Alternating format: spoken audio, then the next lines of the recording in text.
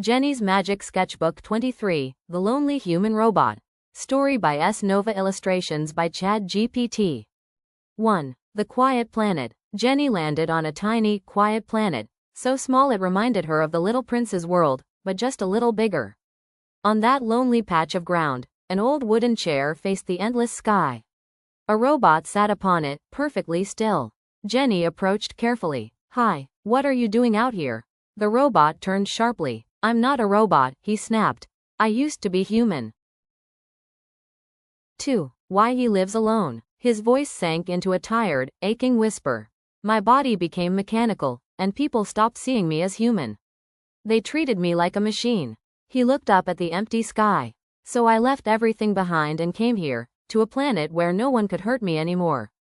Jenny's chest tightened. She understood that kind of loneliness, the kind that makes the whole world feel far away. 3. The loneliness. Jenny stepped closer. "So, what have you been doing here all alone?" The human robot lowered his head. "I'm the only one on this planet. There's no one to play with, and I'm lonely. And a little depressed." 4. Jenny's worry. Jenny sat beside him, thinking hard. She could draw a real human, but if they suddenly appeared on this planet, they might cry, panic, and never be able to go home. That would be far too cruel. She looked at him again. A small figure on a small planet, carrying such a heavy heart.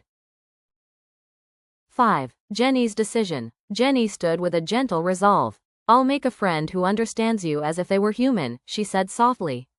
The human robot's voice trembled. "Really? A human friend?" Jenny hesitated. She wanted to help, but a quiet worry settled in her chest. She didn't know what he had looked like when he was truly human. That thought stayed with her. Still, she nodded. "I'll try my best." 6. The drawing. Jenny opened her glowing sketchbook, but paused. Drawing the wrong face might hurt him even more. So she decided to create someone who shared his form now, a friend who could understand him just as he was. With a calm breath, she drew a robot almost identical to him and added a small green clover on his chest, a sign of luck and new beginnings. 7. A Quiet Secret. The new robot blinked awake. "Hello, who am I?" Jenny leaned close and whispered. "He believes he's still human. Please tell him you were once human too. I don't want him to be disappointed." The new robot nodded softly. 8. The First Meeting. The new robot walked toward the human robot.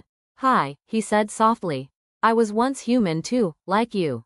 The human robot's eyes flickered. "You were human?" The new robot nodded gently. "Yes, I remember a little, enough to understand how you feel." A quiet breath escaped the human robot.